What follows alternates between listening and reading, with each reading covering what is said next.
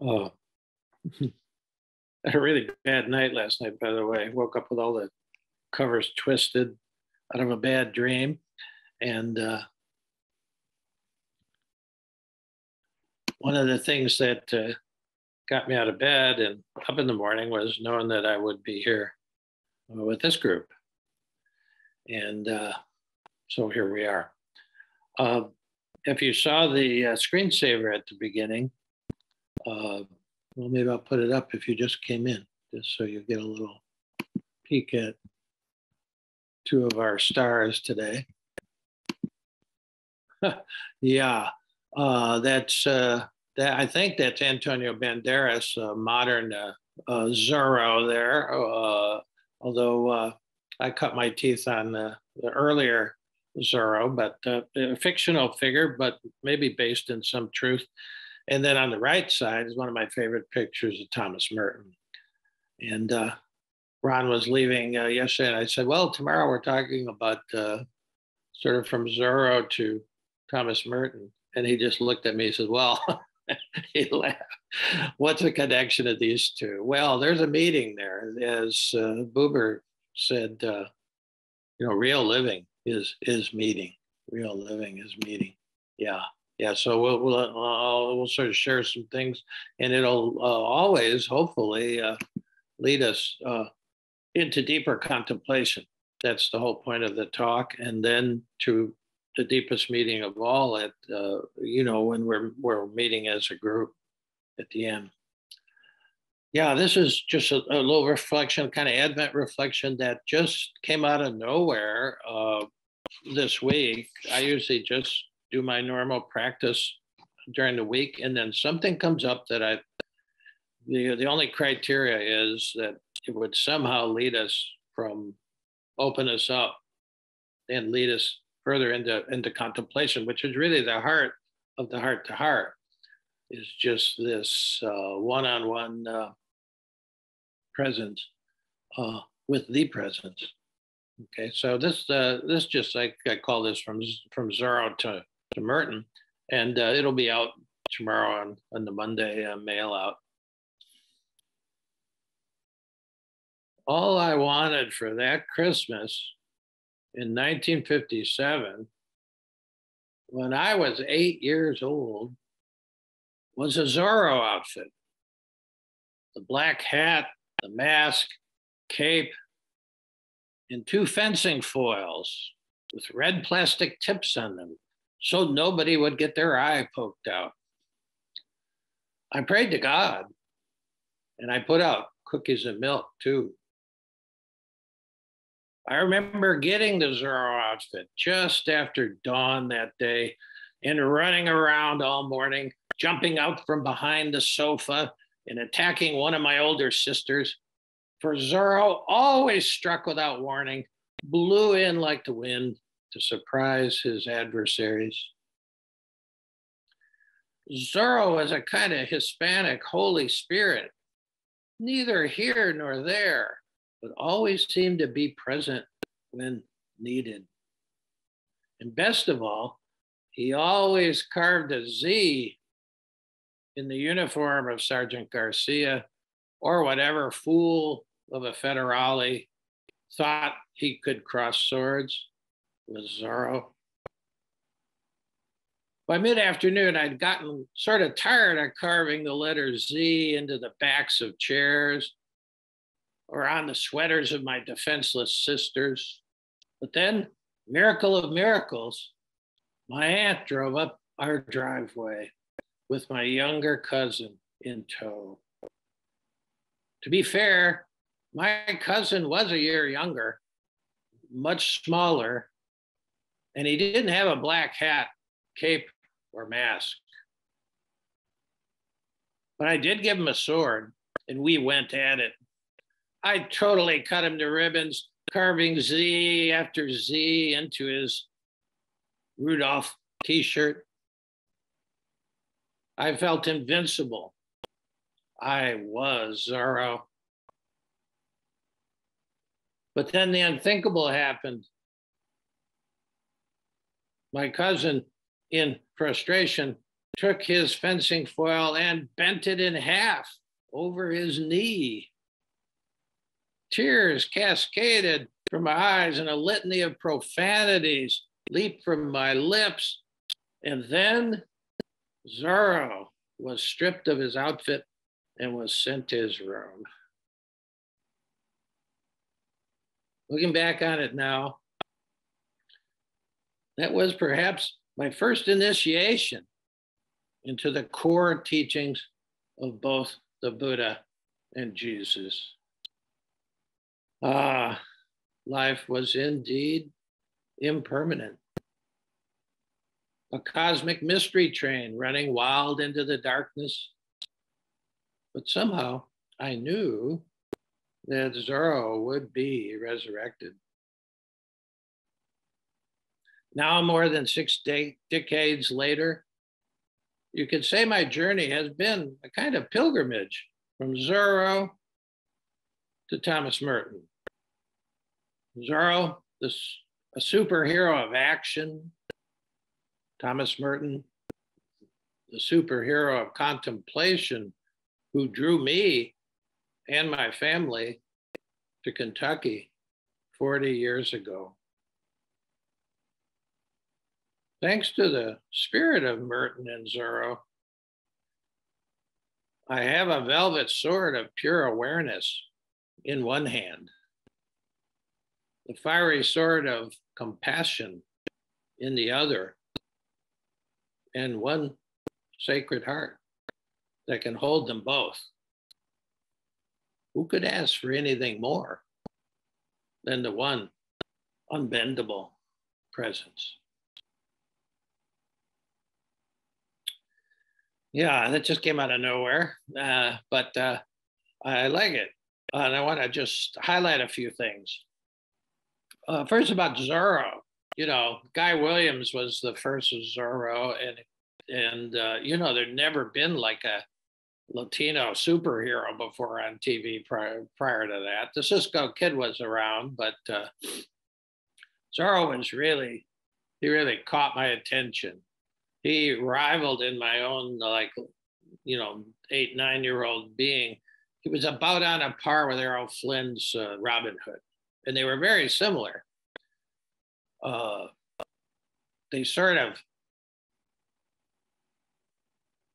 They were on the side of the poor, both of them.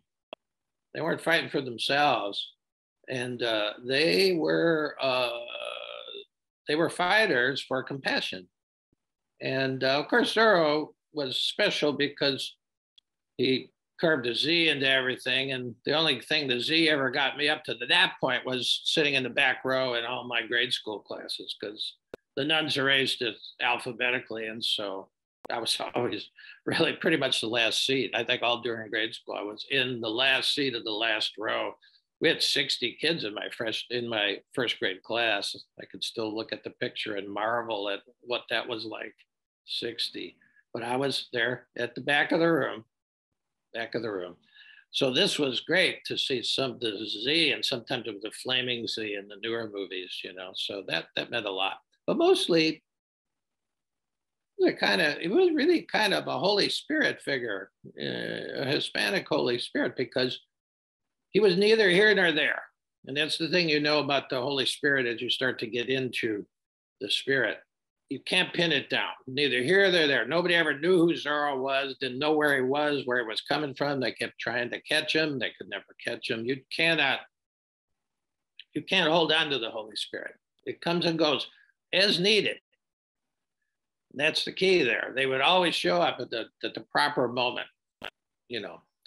And so, but it was about compassion in the end. He was an action hero. And you know, Aurora's place in New Mexico for training mystics, really contemplatives, it's called the Center for Action and Contemplation.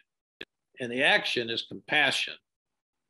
I mean, in the Tibetan symbology, the thunderbolt is compassion, because it means you just can't watch people suffering. If you can do something, you do something, even if it's acting or writing or donating or going on a hunger strike, you name it. You have to do something, even if it's even just holding them in your heart as you pray, which is the other side of the coin. That's the compassion. That's the contemplation. But so Zorro, and I like that. It was not a really good quality a picture of Zorro that I was showing, but I like the fact that it had a little sunbeam there. It was like, because it's a flaming sword of compassion. So he brought that into play for me. And then there's Merton. Talk about a guy who came out of nowhere. I mean, Jesus was a contemplative. I'm trying to, been teaching on this last couple of weeks that, there's a couple of dualistic operating systems we work through childhood. Hopefully you work through to the adult operating system. They're both dualistic. They're both running out of the left brain. They both divide reality. But then there's a third operating system that you can access. It's in our wetware. It's in our DNA. And that's the non-dual operating system of the heart, the contemplative operating system. You can access that. And Jesus was probably the first person in the Mideast and in the Western world that had that kind of view of the world, where it wasn't all divided up. Of course, in Asia, they had it earlier. Buddha was 500 years earlier. And the Hindus, they had their form, Advaita Hinduism. They had that view of non-dual, look at the world, But Jesus was probably the first and had his own flavor to it. For sure. And it spread to Europe. But it started to die out when the Jesus folks got into the empire and actually got into the empire, once they walked into Constantine's palace in 313. Things started changing. And so it was up to the desert fathers and mothers in Egypt and Syria or around there. They sort of kept the flame going. And then it got spread to the monasteries in Europe, kept the flame going. This idea of another way to see the world, this non-dual whole way to see it. But it starts to peter out by the 15th and 16th century for various reasons. Protestant Reformation came up, which was much needed, but it sort of put religion in Europe into a kind of we and them kind of thing. And it was like a retro kind of defensiveness kind of thing. And so it really, the contemplatives, even in monasteries, lost it pretty much. The Quakers were, in a good way, kept it alive through Europe, brought it to the United States, but it pretty much died out. And I would agree with Rohr that pretty much Merton revived it in the 20th century, almost single-handedly among Christians, and still to this day. Catholics are the last to pick up on it. It's ironic, but there it is. Even the monks in Merton's own monastery, half of them didn't like Merton. Half of them thought he was a saint, but the other half of them thought he was, they didn't like him. And so, but that's, none of us would be here at this moment in this way had it not been for Merton, because Merton drew me to Kentucky because I just wanted to get closer to the source, even though he had passed away when we moved here in '82. Merton had been gone for a couple decades, but training in the monastery with the non-dual teacher that I had, Father Gregory, was priceless. And so Merton's behind all that. I wouldn't be here and we wouldn't be doing this. So it was, he really, and he gave me, like I say, the two swords, the sword, flaming sword of compassion in one hand, and what I call the velvet sword of contemplation, of pure awareness. um, sword nonetheless, but two different, very different kinds of swords, just like action and contemplation. Those are the two real things that human beings you can do from a contemplative point of view. So, you know, without the contemplation, the action is often misdirected in this world. And even if it is well directed, you can burn out. Merton became the sort of the pastor of the Catholic peace movement in the 60s. And for guys who are working all over the place, just trying to stop the war and trying to, you know, and then for civil rights too. Merton became involved in all of that. And he was adding a contemplative dimension. In other words, this sense of you have to let it all go on a daily basis. If you're just working for even the best of causes, you would burn out. So this integration of contemplation and compassion, of action and wisdom.